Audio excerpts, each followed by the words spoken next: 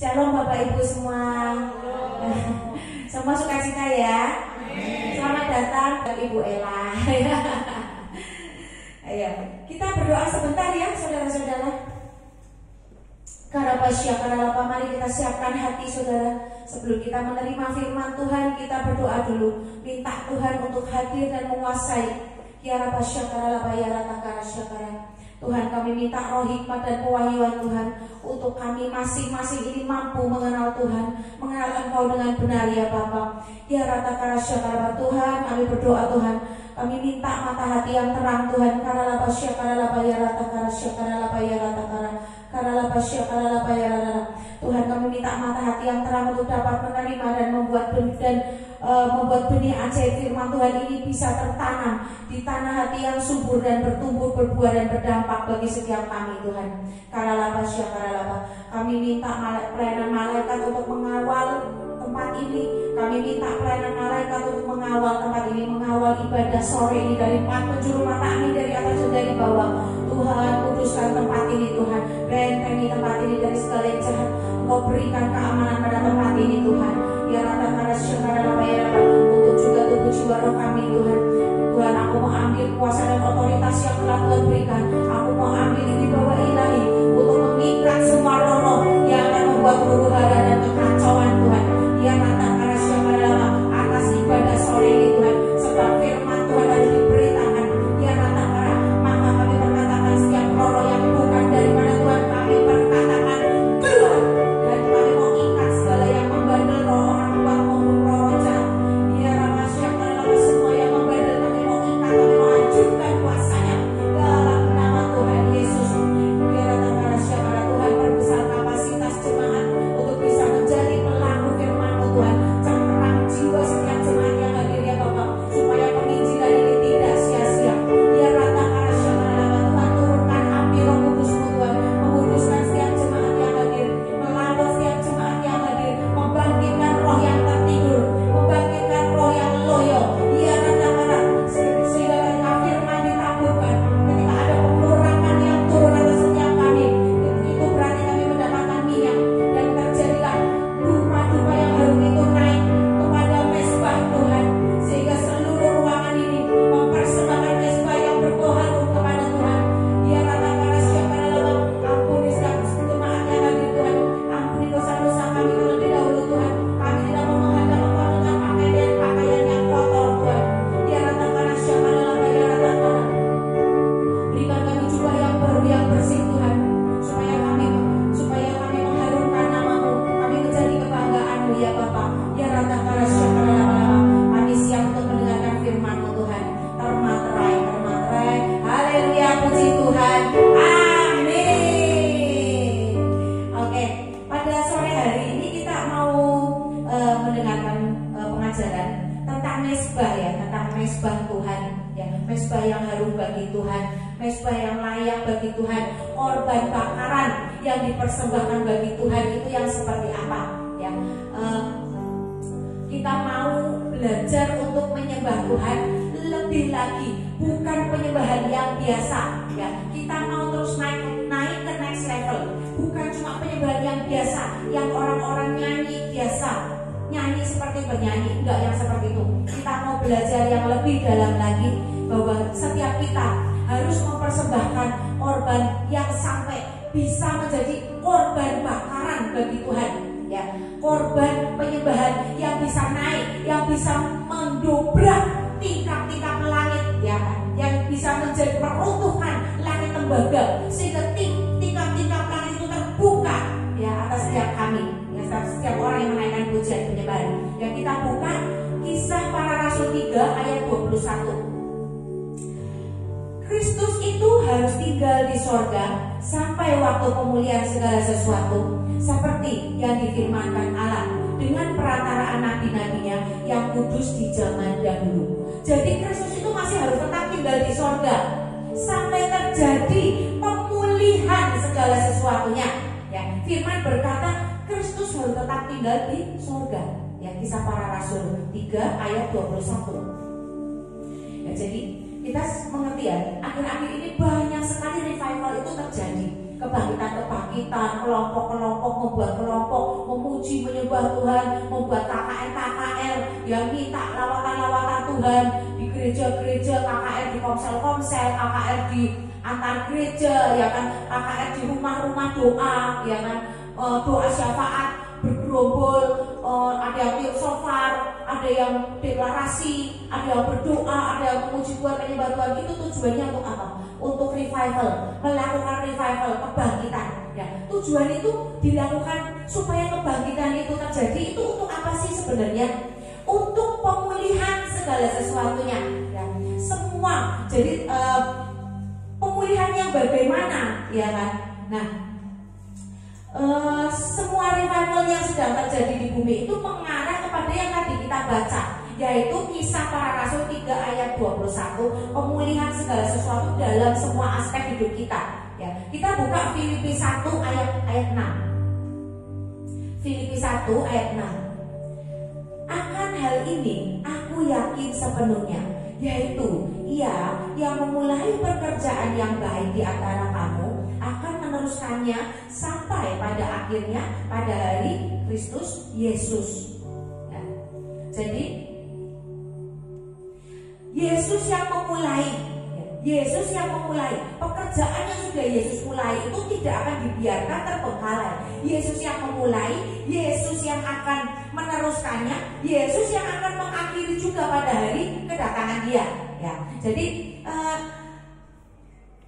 semua yang Yesus lakukan itu nggak akan terjadi berantakan, nggak akan sia-sia, tapi akan terus Yesus lakukan melalui orang-orang yang Dia pilih, orang-orang terpilihnya Tuhan, untuk gembala-gembala, melalui pelayan-pelayan Tuhan ya, yang mengadakan revival untuk memulihkan pondok Daud. Ya, ketika terjadi rangkaian peristiwa, yaitu pemulihan hubungan atau restorasi hubungan antara manusia dengan Bapa, yang terjadi itu orang dunia itu bilangnya apa? Seperti efek domino. Ya, waktu dengan hubungan kita dengan Tuhan itu pulih, kita juga akan pulih dengan sesama. Waktu kita dengan Tuhan belum pulih, masih gampang baperan, masih gampang tersinggungan, ya, dengan sesama pun akan begitu.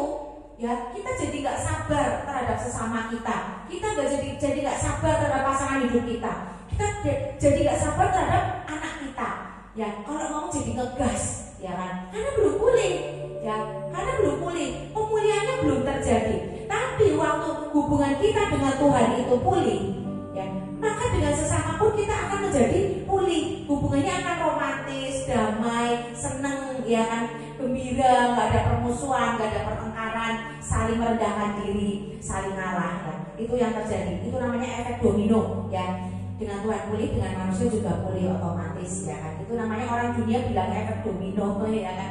Saya bilang ini karena supaya mudah, ya, supaya mudah mencerna, gitu ya. Restorasi dengan Tuhan adalah restorasi tertinggi. Pemulihan dengan Tuhan itu adalah pemulihan hubungan yang tertinggi. Ya, pemulihan yang tinggi dengan cara apa? Fellowship dengan Tuhan, membuat relationship dengan Tuhan, ya, dengan anak, Bapa dan Roh Kudus. Kenapa harus diadakan pemulihan hubungan dengan Tuhan? Karena kita seperti doa Bapa kami yang kita katakan setiap hari, di bumi seperti di sorga, itu harus terjadi. Kalau kita hidup di bumi tidak seperti di sorga, berarti masih ada yang salah, berarti masih ada yang harus diperbaiki. Kita harus koreksi diri, ya. Kalau di bumi tidak seperti di sorga hidup kita, ya, ada damai, semua dicukupkan Tuhan, anak-anak jalan di relnya masing-masing, ya, anak-anaknya baik, ya, sama orang tua juga nurut, nggak aneh-aneh, nggak nyusahin orang tua, ya, nggak kena narkoba atau apa, ya, itu di bumi seperti di sorga, ya. Jadi kita harus berjaga-jaga, ya, berperang, ya, di dalam roh untuk kita beresin, berperang dengan cara apa? Berdoa untuk mengawal keluarga kita, untuk mengawal gereja kita, untuk mengawal gembala sidang kita, ya, untuk mengawal keluarga kita yang lain, ya, sekolah anak-anak, pekerjaan kita, itu kita harus berperang. Kalau enggak kita akan jadi bulan-bulanan musuh kita, ya. Berjaga-jaga di dalam roh dengan doa-doa, ya, dengan perintah pernyataan iman atau yang kita kenal dengan apa? Deklarasi. Ya, kita harus ucapkan segala sesuatu untuk membuat perintah di alam roh, untuk mengendalikan segala sesuatu di alam roh, ya itu ya. Jadi pujian penyembahan terus dinaikkan ya, sampai setiap hari itu kita dilingkupi suasana sorga, sampai setiap hari itu kita terasa suasana sorga dalam hidup kita. Tidur ya nyenyak ya kan, dalam bekerja juga kita happy ya kan, menikmati segala sesuatunya yang di bumi seperti di dalam sorga. Tuhan tuh ingin kita mendirikan pondok Daud kembali yang telah runtuh ya. Kita buka Amos 9 ayat 11. Pada hari itu aku akan mendirikan kembali pondok Daud yang telah roboh. Aku akan menutupi pecahan dindingnya dan akan mendirikan kembali reruntuhannya. Aku akan membangunnya kembali seperti zaman dahulu kala. Ya, di sini dikatakan ya, aku akan menutup pecahan dindingnya. Robohnya itu sampai apa? Robohnya itu sampai dindingnya aja pecah semua. Jadi benar-benar seperti reruntuhan. Kayak kita bisa lihat kayak rumah hantu, udah jadi reruntuhan, ya kan? Nah itu sampai seperti itu. Jadi sudah tidak terselamatkan lagi sepertinya, ya kan? Nah, dan Tuhan akan mendirikan kembali reruntuhannya. Tuhan akan membangunnya kembali seperti zaman dahulu kala. Ya, kita lihat mau membangun seperti zaman dahulu kala. Siapa tokoh pujian penyembahan yang tercatat luar biasa dalam Alkitab? Yaitu apa? Daud. Ya betul, kita semua ya, semua udah tahu bahwa tokohnya adalah Daud. Ya. Dan itu Daud itu terhubung selalu. Waktu kita membicarakan Daud, kita selalu menghubungkan dengan tabernakel Musa, ya. Karena apa? Kenapa sih? Apa hubungannya Daud itu dengan tabernakel Musa yang ada pelataran, yang ada ruang kudus, yang ada ruang maha kudusnya? Ya. Padahal kan berbeda ya, antara Musa dengan Daud itu berbeda. Tapi di dalam Alkitab kita selalu menghubungkan dengan tabernakel Musa. Karena apa? Daud itu mau masuk ke tempat kudus Allah. Dia nggak mau cuma ada di pelataran aja, tapi dia mau masuk ke tempat kudus Allah. Kita buka Mazmur 73 ayat 17. Di situ jelas tertulis ya. Daud berkata, sampai aku masuk ke dalam tempat kudus Allah dan memperhatikan kesudahan mereka. Ya itu ya. Jadi Daud itu nggak mau loh cuma di dalam pelatarannya aja tuh dia nggak mau, tapi dia mau sampai ke tempat kudusnya, di ruang maha kudus bahkan. Sampai Daud menjadi kebanggaan Tuhan. Sampai ada privilege untuk Daud sendiri sebagai orang-orang yang disayang Tuhan, sebagai orang yang disayang Tuhan. Kita tahu kan lagu ini, yuk kita nyanyikan lagu ya. Satu hari di pelataran Tuhan.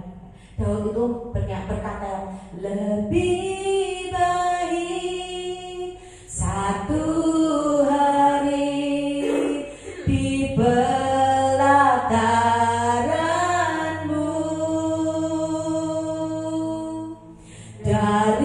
daripada 1000 hari di tempat lain.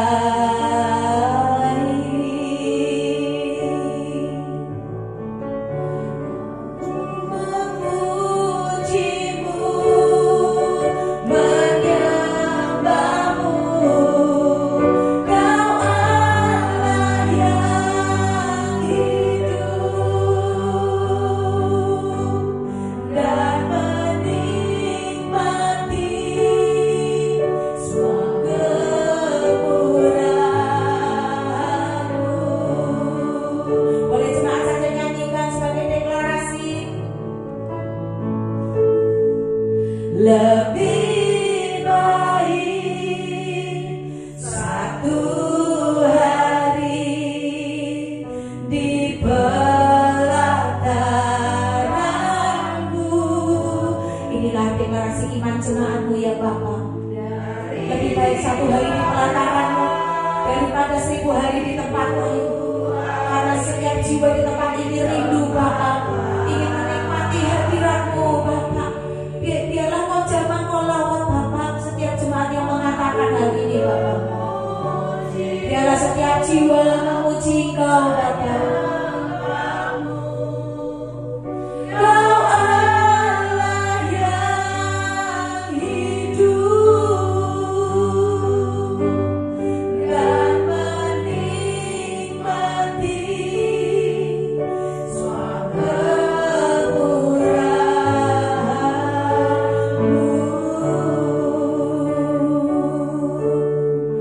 romantis banget kan lagunya. Ada di hadirat Tuhan, menikmati kebaikan Tuhan.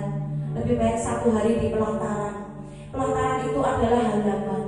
Belum masuk ke ruangnya Tuhan aja, Daud milih lebih baik di pelataran Tuhan daripada di mall-mall, daripada kuliner, daripada belanja-belanja, daripada pesta-pesta ya. Jadi kita juga harus berjaga-jaga ya. Kita juga harus berjaga-jaga ya. Jangan sampai kita itu nggak betah hanya di ruang Maha Kudus, di ruang kudus nggak betah. Di pelataran apalagi yang penuh dengan hiruk pikuk. Ya, jangan sampai kita seperti itu. Jangan sampai hati kita itu syarat dengan kemampuan dan pesta pora, tapi hati kita tidak mencintai Tuhan. Ya, jangan sampai kita seperti itu. Coba kita buka ya Lukas 21 ayat 34 sampai 36. Kita jangan seperti itu ya, kita buka ya. Jagalah dirimu supaya hatimu jangan syarat oleh pesta pora dan kemampuan serta kepentingan-kepentingan duniawi, dan supaya hari Tuhan jangan tiba-tiba jatuh ke atas dirimu seperti suatu jerat, karena kita nggak tahu apa yang akan terjadi pada kita di jam berikut. Kita nggak ngerti apakah kita masih selamat, apakah kita masih hidup, karena hidup dan kematian itu tipis sekali bedanya. Jadi kita harus tetap berjaga-jaga. Janganlah kita syarat dengan pesta pora, inginnya pesta-pesta, jalan-jalan, pergi-pergi ya. Tapi kita nggak pengen duduk di hadirat Tuhan seperti Daud. Ya, inilah kenapa Tuhan itu begitu menyayangi Daud. Karena Daud itu romantis banget dengan Tuhan. Ya, kita waktu kita menyanyikan lagu ini, lebih baik satu hari di pelataran, itu menggambarkan betapa hati Daud, jiwanya itu merindukan Tuhan. Sampai nggak masuk ruang kudus nggak apa-apa Tuhan, yang penting ada di pelataranmu, yang penting aku dekat dengan Engkau, yang penting aku lihat wajahmu. Seperti seorang anak yang takut waktu udah nggak lihat mamanya di sekolah, mamanya udah nggak ada, dia takut mamaku mana. Hati kita tuh harus seperti itu. Jangan sampai hati kita tuh lama seharian nggak lihat Tuhan, nggak dengar suara Tuhan, nggak dengar malaikat menyanyikan lagu-lagu pujian, kita nggak ada takutnya. Kita mau dibawa kemana? Waktu kita seperti itu berarti kita terpisah dengan hadirat Tuhan. Berarti koneksi kita dengan surga itu lagi terputus. Hati-hati ya. Bahkan dalam tidur pun kita harus berjaga-jaga. Kita panggil malaikat-malaikat untuk menjaga kita waktu kita tidur dan mengambil alih peperangan itu. Ya, jangan sampai kita tidur bangun itu udah pindah tempat. Ngeri banget enggak? Ya kalau pindah tempatnya ke surga. Kalau pindah ke tempatnya bukan ke surga gimana? Ya kan? Jangan sampai kita seperti itu ya. Jadi kita harus jaga. Sebab hari Tuhan itu jatuh ke atas dirimu seperti suatu jerat. Sebab ia akan menimpa semua penduduk di bumi ini. Semua dari kita akan mengalami datangnya hari Tuhan. Jangan sampai yang menjemput kita tuh roh maut. Kita nggak dijemput roh maut. Orang dunia bilang sampai mau memisahkan. Saya nggak mau. Kalau saya nggak mau. Saya maunya kalau bukan Tuhan Yesus yang jemput saya nggak mau. Saya mau itu. Saya selalu berkatakan itu. Ya. Tuhan, kalau bukan Kau yang jemput aku nggak mau. Aku nggak akan mati. Karena aku harus melaksanakan pekerjaan Tuhan yang Tuhan percayakan sama aku. Aku selalu berkata itu. Ya. Jangan mau. Kalau ada roh maut yang bukan Yesus yang menjemput, tolak. Aku tolak engkau. Maut di manakah sengatmu? Aku telah menjadi milik Tuhan. Aku telah menjadi milik Tuhan. Katakan itu. Makanya kita harus punya hati yang hancur, hati yang remuk, hati yang berjaga-jaga. Jangan sampai kita itu terlena, lupa ya. Nasihat di dalam Lukas 21 ini, sebab ia akan menimpa semua penduduk bumi ini. Ingat itu ya. Setiap kita akan tertimpa itu. Jadi harus apa? Ayat berikutnya, kata-kata berikutnya, berjaga-jagalah senantiasa sambil berdoa supaya kamu beroleh kekuatan untuk luput dari semua yang akan terjadi itu, dan supaya kamu tahan berdiri di hadapan Anak Manusia. Waktu kita ketemu dengan Tuhan Yesus, tahan berdiri. Ya, karena apa? Kita sudah dikuduskan, kita menjadi kudus, kita punya hubungan seperti seorang sahabat, seorang bapak dengan anak. Ya, walaupun Tuhan itu adalah raja, hakim yang adil, tapi kita juga Dia itu adalah sahabat kita yang memberitahukan segala sesuatu yang akan terjadi kepada kita, ya. Pemulihan Pondok Daud itu maksudnya apa sih? Orang bilang pemulihan Pondok Daud. Kita ngerti nggak sih apa itu? Ya. Jadi pemulihan Pondok Daud itu bukan cuma nyanyi aja, tapi kita tetap tinggal di hadirat Tuhan. Yang seperti tadi saya bilang, jangan sampai terpisah keluar dari hadirat Tuhan. Ya. Itu, jangan sampai keluar dari hadirat Tuhan. Ya. Membangun semua dinding, tembok yang runtuh dan pecah. Ya. Artinya apa? Waktu roboh mesbah pujianmu pada Tuhan, itu artinya tembok perlindungan kita, pagar kita di dunia ini, tubuh jiwa roh kita lagi gak ada pagernya. Hati-hati loh, orang banyak yang tidak menyadari. Orang banyak tidak menyadari. Waktu dikatakan semua dinding tembok yang runtuh dan pecah itu akan dibangun kembali. Biasanya orang yang tembok dindingnya itu sampai pecah itu ada dalam keadaan sial. Ada aja penderitaan yang dia alami. Itu karena apa? Temboknya runtuh. Waktu tembok runtuh, waktu rumah gak ada pintunya, yang terjadi apa? Nah, maling masuk, ya kan? Pencuri masuk, sakit penyakit masuk, ya kan? Itu.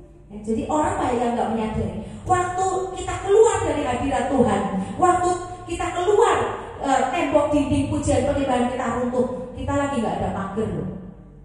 Kita lagi gak posisi tidak aman loh. Kalau ada musuh yang datang, mesti masuk, mesti ada hidupnya, mesti dalam keadaan sial, mesti dalam keadaan sakit penyakit, sudah jatuh tertimpa tangga itu. Makanya Tuhan bilang, aku mau membangun kembali Pondok Daud yang runtuh. Nah itu, kenapa? Supaya perlindungan Tuhan itu ada lagi, kita ada dalam pemeliharaan Tuhan lagi, supaya di bumi seperti di surga. Ya. Ini baru depan ya. Jika pujian penyembahan sudah sampai di level ini, maka akan terjadi level perjanjian dengan Tuhan. Ya. Seperti yang saya alami dulu, saya udah pernah cerita belum ya?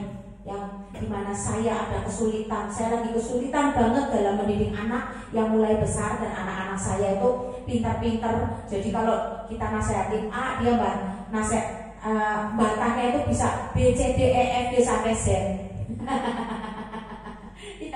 Nah itu, jadi waktu saya kewalahan, saya tersungkur di hadapan Tuhan setiap hari. Saya nangis, saya nyembah Tuhan, saya berdoa. Saya minta Tuhan tolong saya, gimana caranya mendidik anak Tuhan, aku tidak ngerti.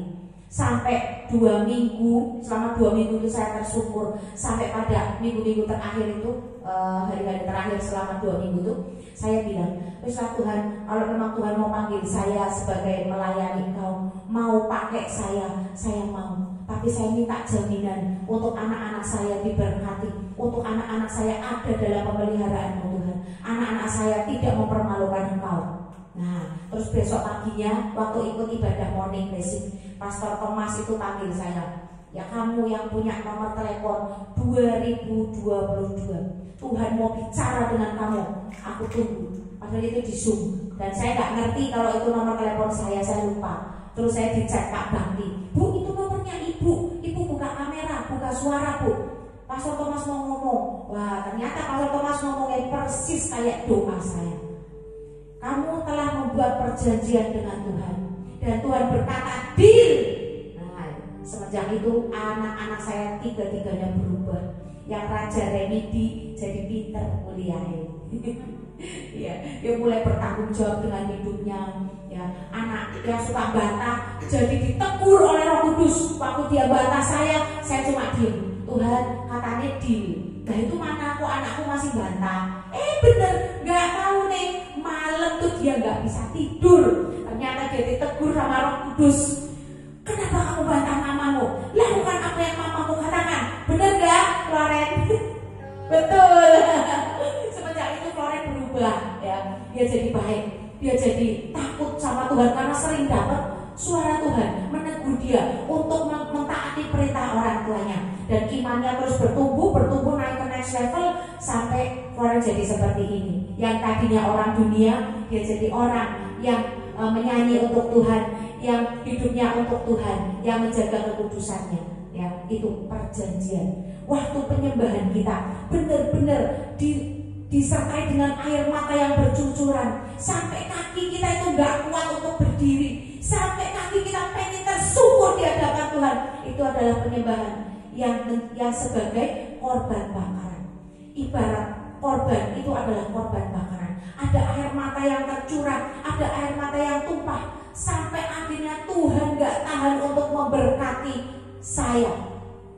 Dan akhirnya Tuhan mengubahkan anak-anak saya sampai hari ini. Semuanya gak ada yang nakal hidupnya, baik semua, tidak mempermalukan orang tuanya, tidak mempermalukan Tuhan.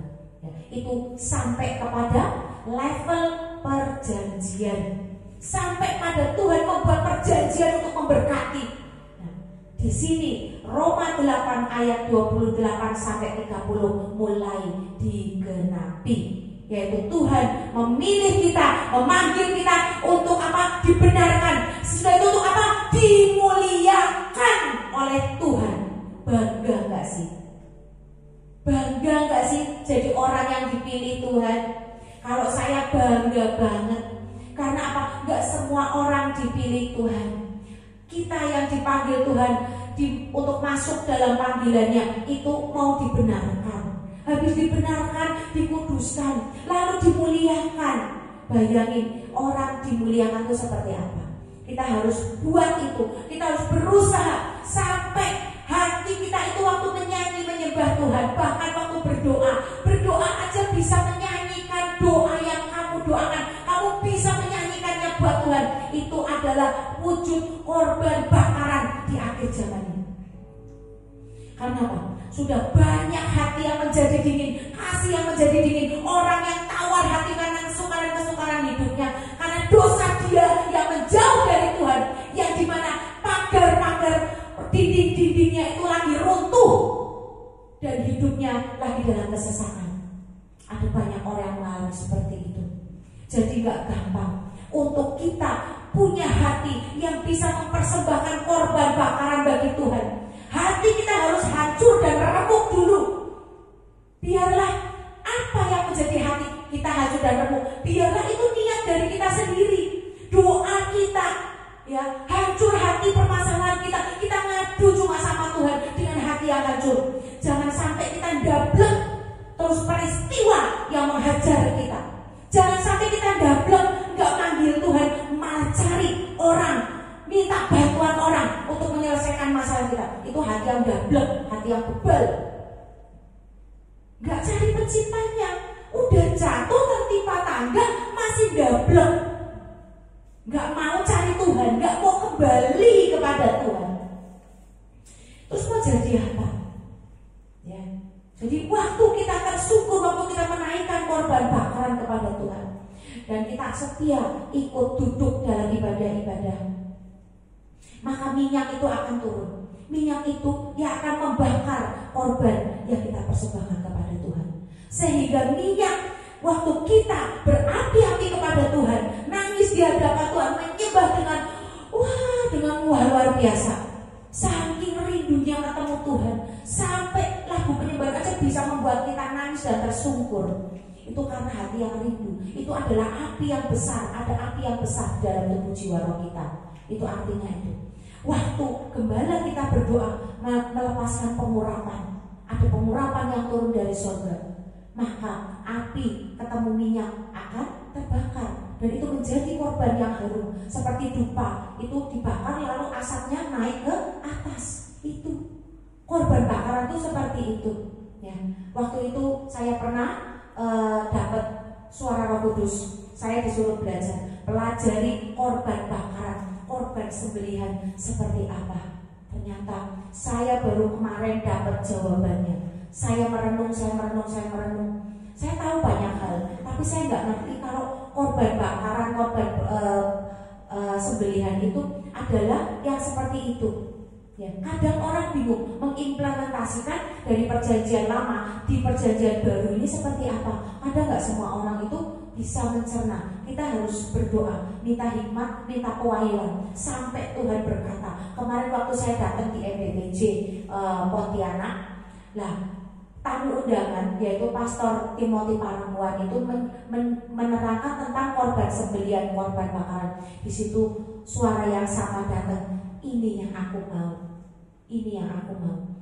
Nah, ini jawaban yang aku mau. Jadi saya nyari lewat ChatGPT, lewat Google, lewat khotbah-khotbah orang lain ya apa itu, nggak ada yang pas. Roh Kudus bilang bukan itu, bukan itu, bukan itu, bukan itu terus. Nah, ketika di MDPJ saya dapat jawaban dengan jelas, dengan clear. Saya jadi ngerti, oh alah, jebule perjanjian lama sampai perjanjian baru adalah suatu firman yang tidak bisa dipisahkan. Di perjanjian lama seperti itu, perjanjian baru seperti apa?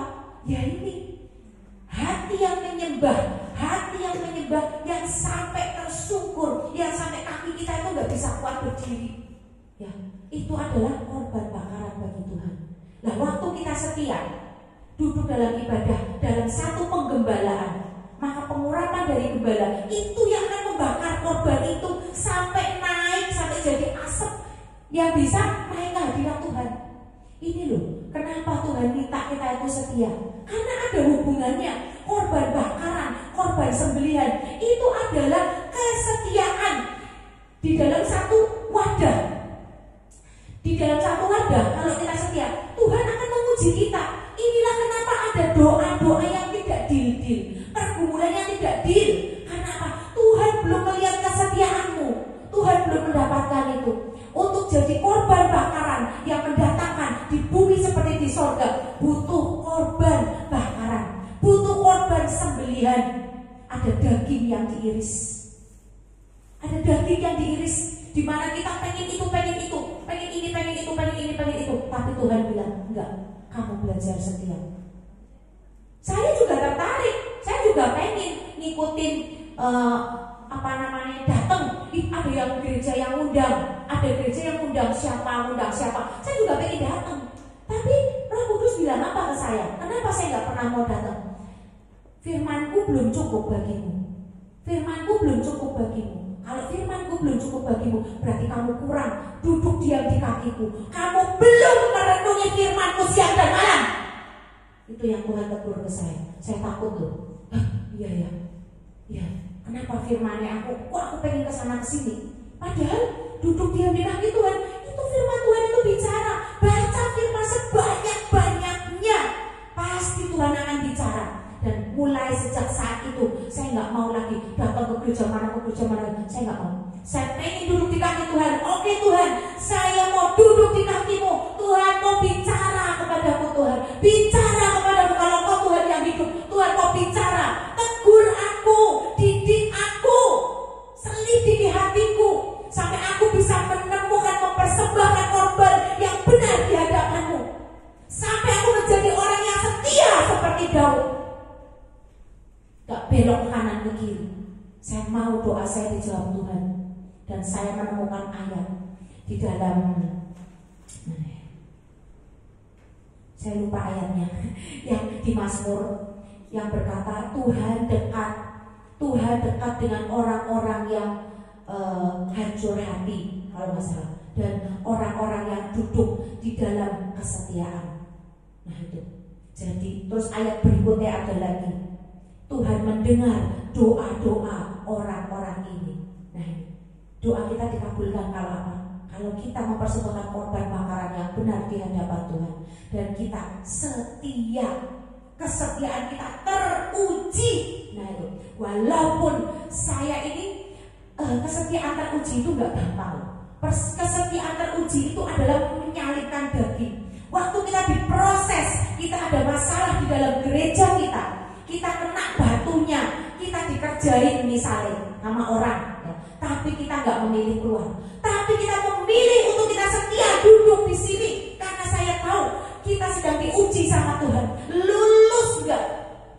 Saya menangis waktu saya ngalamin ujian, daging saya dibakar. Saya menangis, tapi saya berdoa, Tuhan, aku tidak mau kepahitan. Tuhan, dengan caramu Tuhan, dengan caramu Tuhan, dengan caramu. Aku tidak mau kepahitan Tuhan. Tolong aku Tuhan. Tuhan tolong saya. Tuhan tiba-tiba memberikan hati yang legowo kepada saya. Tuhan berkata, bukankah uang segitu uang kecil? Bukankah segitu gak berharga? Daripada dibandingkan berapa ratus jiwa yang kena lawatan Tuhan, yang lepas dari roh jahat karena uangmu ini. Saya di situ langsung bersyukur. Tiba-tiba Tuhan memberikan nikmat itu. Saya langsung bersyukur. Iya ya, membeli jiwa, menyelamatkan jiwa itu gak akan bisa kalau enggak Tuhan yang bekerja. Dengan cara ini Tuhan memberkati saya di alam roh. Tuhan menyayat daging saya, menyalipkan daging saya, membuat saya mampu mempersembahkan yang benar di hadapan Tuhan.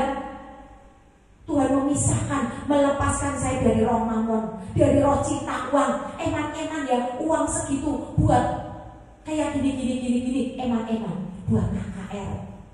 Eman-eman, saya nggak gitu lagi. Setelah saya dapat kasih karunia Tuhan, saya minta Tuhan lepaskan saya dari kepahitan. Di situ Roh Kudus membalikan keadaan. Saya tadinya nangis, saya jengkel, merasa dikerjain. Ya, ingat yang pernah saya khotbahkan, waktu damai sejahteramu hilang, disitulah iblis bekerja. Nah, waktu saya kepahitan, saya merasa dikerjain, itu iblis sedang bekerja. Ada benih iblis dalam hidup saya, makanya saya kepahitan. Nah, waktu saya segera kembali kepada Tuhan, Tuhan, aku minta kasih karunia-Mu, lepaskan aku dari kepahitan, buat aku mengerti apa rencanamu, karena tidak ada yang kebetulan yang terjadi. Nah, itu. Jadi Tuhan membalikan keadaan. Tiba-tiba saya mengerti, oh ini rencana Tuhan. Saya sudah menyelamatkan 300 jiwa dalam KKR. Saya di situ saya berbangga hati. Saya bilang, terima kasih Tuhan, terima kasih Tuhan. Uang segini gak ada apa-apanya Tuhan, dibanding jiwa-jiwa itu diselamatkan. Coba kalau engkau yang jadi orang yang sedang terikat iblis dan gak ada orang yang menolongmu, apa yang terjadi? Bukannya tambah sengsara, tambah terluka sampai akhirnya pengen bunuh diri? Ya kan? Ketika ada orang yang mau berkorban, orang ini adalah seorang penolong yang dipakai Tuhan untuk menyelamatkan orang lain. Biarlah kita berbangga, berpegang akan hal ini. Kita menjadi orang-orang yang dipilih Tuhan untuk menyelamatkan orang lain, menolong orang lain. Kita harus bangga. Gak semua orang bisa menaikkan korban bakaran. Gak semua orang bisa menaikkan korban sembelihan. Gak semua orang bisa menyalipkan daging. Ya, gak semua orang bisa. Waktu kita bisa melakukan hal itu, kita bisa berbangga hati. Amin. Ya, jadi kita harus sadar, berjaga-jaga. Apakah ini proses Tuhan? Itu apa sih maksudnya? Waktu kita sedang melewati padang gurun, itu kita harus bagaimana? Karena yang menentukan kemenangan kita adalah respon kita. Ya, saya ingatkan itu berkali-kali. Karena apa? Diingatkan berkali-kali aja waktu masalah terjadi lupa. Apalagi gak pernah diingetin. Inilah tugas gembala, mengingatkan, mendidik, menegur, menghajar dengan firman Tuhan. Karena firman Tuhan stok, hanya firman Tuhan yang bisa mengubahkan seseorang. Gembala gak akan bisa, perkataan gembala gak bisa kalau gak ada Tuhan yang berkuasa atas perkataannya. Makanya kita kan selalu minta, Tuhan taruh perkataanmu dalam mulutku, taruh perkataanmu dalam mulutku, kuasai mulut lidah bibirku, pimpin Tuhan pimpin. Untuk apa? Untuk membuat orang lain itu bertobat, untuk membuat orang yang kita temui itu sadar, oh iya aku udah melenceng, oh iya aku salah, aku udah melenceng.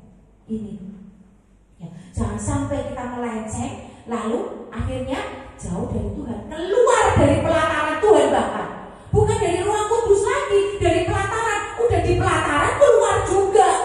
Yang ada disamber siapa? Iblis. Yang ada disamber siapa? Orang tua. Yang ada disamber siapa? Disamber siapa? Musuh dari bisnis kita.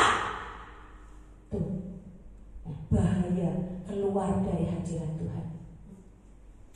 Oke. Waktu kemarin, waktu MDPJ, waktu seminar di Pontianak, kita masing-masing disuruh bikin kelompok sama Pastor Thomas. Kelompok 6 orang atau 5 orang ya. Itu disuruh nubuatin. Orang yang belum pernah nubuatin pun suruh nubuatin. Bingung gak sih? Kelompok ngadepin 5 orang, Udah gitu nubuatin. Apa yang Tuhan taruh di telingamu atas orang, ada nama siapa di antara kelompokmu, kenalan dulu namanya siapa. Terus Tuhan Tuhan bicara apa sama kamu? Ada sebutin salah satu nama enggak? Dia bilang apa? Suruh marifatin orang, suruh nubuatin orang, suruh menggambarkan apa gambar penglihatan yang kamu dapat. Suruh seperti itu. Lah orang yang nggak punya karunia kenabian bingung nggak sih? Bingung. Banyak yang cuma diem tegang, semua diem. Ini gimana ya? Ini gimana ya? Ini gimana ya? Saya pun yang udah biasa mendoakan orang aja, saya juga bingung. Waduh, aku nggak kenal orang ini Tuhan. Terus aku nek nebake salah, aku yo isin to Tuhan. Aku kan gitu kan ya. Nah, tapi Tuhan itu aja. Waktu kita taat sama gembala sidang kita yang adalah wakil Tuhan, itu terjadi. Orang yang belum pernah menubuatkan orang tiba-tiba dapat suara, kamu suruh berdoa, aku mau mendoakan si A. Lah langsung Tuhan Roh Kudus tuh bilang bla bla bla bla bla bla bla. Cuma 1-2 kalimat, tapi benar waktu di-sharingin, aku dapat kamu tuh begini. Benar, iya benar. Nah itu ajaib kan. Ajaib banget. Nah, ada orang, saya dinubuatin sama seseorang, bilang gini, saya melihat Ibu Diani, melihat seseorang. Pertamanya Tuhan itu taruh saya lihat sebuah taman yang penuh bunga. Taman ini indah banget. Ada satu orang berdiri di situ, tapi mukanya nggak kelihatan. Ini siapa ya Tuhan? Waktu saya lihat sekeliling, betapa kagetnya saya. Ternyata di sekeliling itu ada ular besar di sebuah pohon, ada ular yang lagi melihat orang ini. Terus di sebelah sana ada rumah itu ngeri banget. Jadi saya, Tuhan, siapa nih orang yang ada di dalam taman ini? Kasihan banget. Nah ini kalau dia keluar dari taman ini, mati dia orang ini. Orang itu bilang gitu sama saya, yang menubuatkan saya. Tahu nggak? Terus dia tanya sama saya, Bu, saya tuh dapat gambar tuh ini tentang Ibu Dian. Saya tuh nangis loh Bu, saya lihat gambar ini, saya lihat penglihatan ini, saya nangis terharu Bu. Lah kenapa? Sekasian banget sama orang ini. Kalau sampai keluar dari ini gimana? Dia sampai nangis. Dan penglihatan tentang saya tuh dia sampai nangis. Nah terus ternyata Bu, lama-lama kelihatan mukanya Bu Dian. Wah ya Tuhan, ngeri banget sih. Terus dia bilang, Tante, saya dapat penglihatan tentang Tante kayak gini Tante. Bener gak Tante? Saya sampai nangis loh Tante. Saya takut Tante, sampai nangis saya. Bener gak Tante? Ya bener. Hah? Kok bisa bener gimana? Nah mulai saya kesaksian. Memang penglihatan dia benar. Saya pernah dapat penglihatan Tuhan dari Tuhan ya. Waktu antara saya mau tidur mau enggak, antara mau sadar dan enggak, saya dapat penglihatan tuh. Saya tuh ada di tengah, ada di sebuah mangkok, saya di tengah. Terus di sekeliling saya tuh ada kawat setebel ini, kawat besi setebel ini, ngelilingin saya jauh dari radius berapa kayak gitu loh. Pokoknya jauh dari saya gitu. Kalau saya lihat ya mungkin seperti dari sini ke tembok itu ya, itu dari sini ke 10 meter ya. Cuma dari jarak 10 meter kok ada kawat tebel yang mengelilingi saya. Dan kawat itu ada seperti ada aliran listriknya. Jadi ternyata di luar kawat itu banyak banget roh jahat di situ. Ada banyak roh jahat yang berdiri. Jenis apa aja Bu? Kok setan semua? Kok iblis semua? Kayak setan gitu. Saya lihat itu di sekeliling saya sampai belakang itu ada. Sampai saya nengok, wah saya kaget. Ada orang tengkurap di atas mangkok itu. Ada yang tengkurap seperti tengkurap dari langit itu, seperti tengkurap begini. Dan itu ngeri banget, gede banget. Saya dapat penglihatan itu. Terus saya ceritain, kamu benar, saya dapat penglihatan itu. Dan saya takut, saya berdoa sama Tuhan. Tuhan ini maksudnya apa Tuhan? Kok gini Tuhan? Kok ngeri banget? Kok aku sendirian? Dan sekelilingku roh jahat semua. Ini Tuhan. Saya panik, saya takut. Ternyata Roh Kudus bilang apa? Inilah keadaanmu di alam roh. Kalau engkau tidak berjaga-jaga, semua ini akan menyerangmu. Diserang 7 roh jahat aja, keadaannya seperti orang yang ya kan, ada kan, maka 7 roh jahat akan berdiam. Kita kalau pelepasan kan ya, ada orang yang kena 7 roh jahat aja, sakit penyakitnya luar biasa, ya kan. Pekerjaannya juga morat-marit, ekonominya morat-marit. Apalagi diserang yang namanya legion, yang segitu banyak yang nungguin kita. ya, yang mau nyerang kita segitu banyak. Gimana rasanya? Kejadian itu seperti apa ceritanya di Alkitab? Orang gila pertapa di Gerasa, ya, pertapa di Gerasa. Yang akhirnya Roro itu masuk ke babi. Babinya akhirnya menceburkan diri ke jurang, ya kan? Orang gila itu ngapain pertapanya itu? Itu mukul-mukulin dirinya dengan batu nih, sampai compang-camping, sampai luka semua, sampai seperti itu keadaannya. Ya. Membakar diri juga dan sebagainya ya. Melukai diri sendiri, jadi udah banyak orang yang mungkin keadaan ya. Kita lihat orang gila di jalan aja ngeri, nggak berani dekat. Apalagi ya orang yang dikuasai seperti pertapa gila yang gila di Gerasa, ngeri banget kan keadaannya. Itu ngeri. Jadi jangan sampai kita keluar dari pelataran Tuhan, dari hadirat Tuhan, ya. Bukan pelataran, dari ruang kudus. Target kita adalah ada di ruang kudusnya Tuhan, bukan cuma di pelataran, ya. Jangan sampai. Karena keadaan kita udah pasti morat-marit.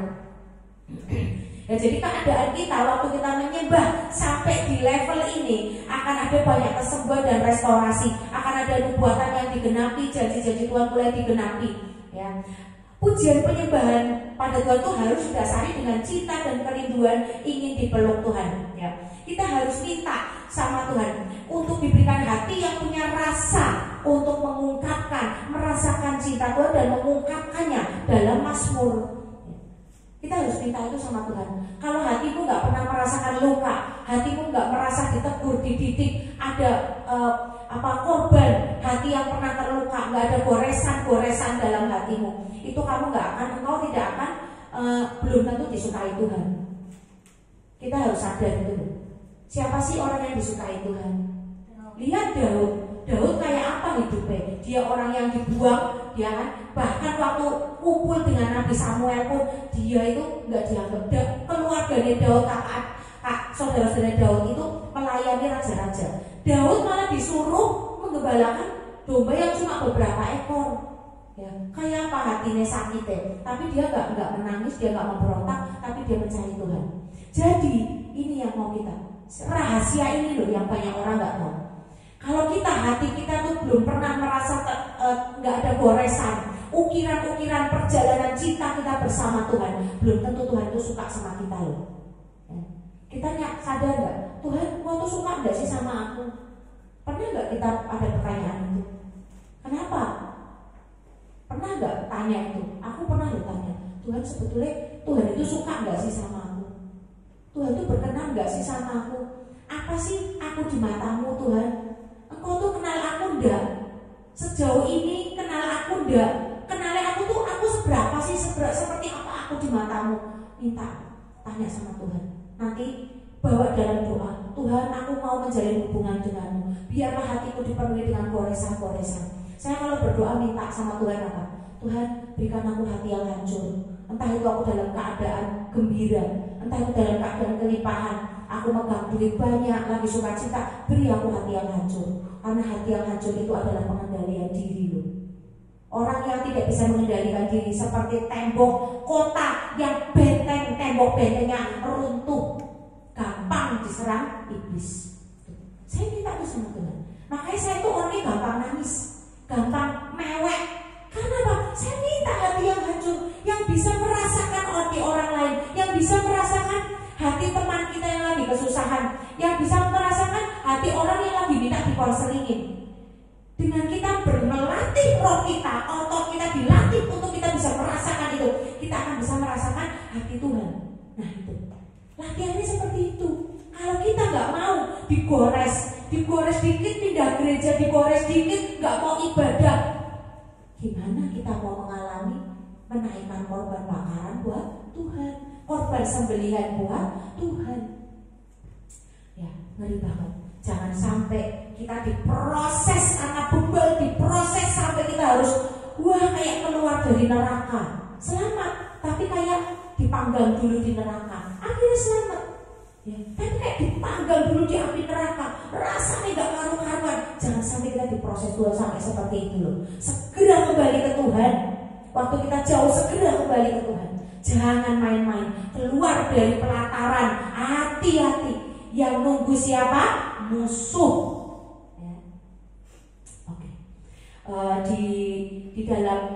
Di dalam di tradisi orang-orang Israel peniup-peniup shofar itu ya, ternyata begini.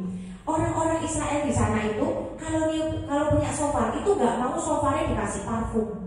Ya, zaman sekarang kan orang-orang sekarang kan pada pakai parfum shofar. Karena shofar itu bau amis, bau kambing, gitu, bau binatangnya itu bau perengus. Jadi sampai dijemur, sampai dikasih parfum supaya kalau ditiup itu baunya wangi. Ya supaya kita sendiri yang niup nggak melenak baunya bau kambing gitu, bau seperti perengus kayak gitu. Kalau orang sana justru enggak, justru yang bau darah itu yang mereka cari, yang bau amis itu mereka cari. Karena itu sebagai simbol apa? Simbol perjanjian dengan Tuhan. Kamu mau menggunakan alat yang ada simbol perjanjian dengan Tuhan, yaitu apa? Ya kan? Darahnya domba itu bau darah, bau amis. Ini adalah korban yang hidup yang dipersembahkan pada Tuhan seperti di perjanjian lama itu loh. Saya pun punya parfum shofar itu, saya pun punya. Saya pun kalau kadang itu kok bau banget ya kayak gitu shofarnya itu, bau binatang gitu. Kadang ya saya semprotin gitu. Setelah saya tahu kebenaran ini, saya nggak mau lagi semprotin. Saya mau bilang, Tuhan biarlah bau ini, biarlah ini adalah bau perjanjian dengan Engkau, sehingga Engkau mengingat perjanjianmu dengan hidupku Tuhan. Saya mau berkatakan itu ya. Waktu saya dengar firman itu, saya berjanji saya mau berkatakan itu Tuhan, supaya saya nggak lupa akan perjanjianmu dengan Tuhan ya. Perjanjian Tuhan dengan saya. Oke. Perjanjian darah, perjanjian korban sembelihan yang kita naikkan, korban bakaran yang kita naikkan dari dalam hati kita, itu adalah akan membuka portal-portal surga supaya langit-langit terbuka, tingkap langit terbuka di atas kita ya. Jadi waktu kita menaikkan korban pujian penyembahan yang adalah korban bakaran ya, itu sampai dari dalam hati kita yang paling dalam, dengan segenap hati, dengan tubuh jiwa roh yang menyembah, itu akan membuka portal-portal surga itu terbuka ya. The portal of God's presence, kehadiran Tuhan. Portal surga adalah portal lambang kehadiran Tuhan. Oke. Sudah jelas belum penjelasan saya tentang korban bakaran dan korban sembelihan? Sudah jelas ya. Jadi waktu kita berapi-api di dalam menyembah Tuhan, menyembah, memuji Tuhan dengan segenap hati, dengan segenap tubuh jiwa roh, maka pengurapan yang daripada Tuhan yang lewat gembala sidang kita, lewat gembala-gembala yang ditunjuk Tuhan, itu turun, itu akan menjadi seperti api yang kena minyak, dia akan terbakar dan naik di mezbah Tuhan ya. Jadi kita harus mau waktu kita dibentuk, dididik ya, dengan hajaran, dengan teguran, dengan didikan, dengan proses Tuhan, respon kita hati-hati ya, supaya bisa menjadi dupa yang terbakar, yang berbau harum di hadapan Tuhan. Jangan sampai Tuhan berkata, aku jijik melihat penyembahanmu, aku jijik melihat korbanmu, aku jijik melihat doamu, aku jijik melihat mukamu. Jangan sampai Tuhan bilang begitu ya, jangan sampai Tuhan bilang begitu. Hati-hati, berjaga-jaga, waspada, minta hati yang hancur untuk bisa mengerti, bersahutan dengan hati Tuhan. Oke, sekian dulu. Sebetulnya materinya panjang, tapi saya kira cukup sekian dulu supaya mudah dicerna, supaya nggak kebelakangan material. Bersambung ya, oke, bersambung nggak apa-apa ya. Nanti lain kali kita bahas lanjutannya ya, masih banyak ya tentang penyembahan yang berbahaya itu seperti apa. Nanti saya ceritain. Ada penyembahan yang berbahaya ya, ada, nanti saya ceritain. Ada banyak cara Tuhan untuk membawa kita di bumi seperti di sorga ya. Ikuti terus ibadah di FLC. Haleluya, puji Tuhan.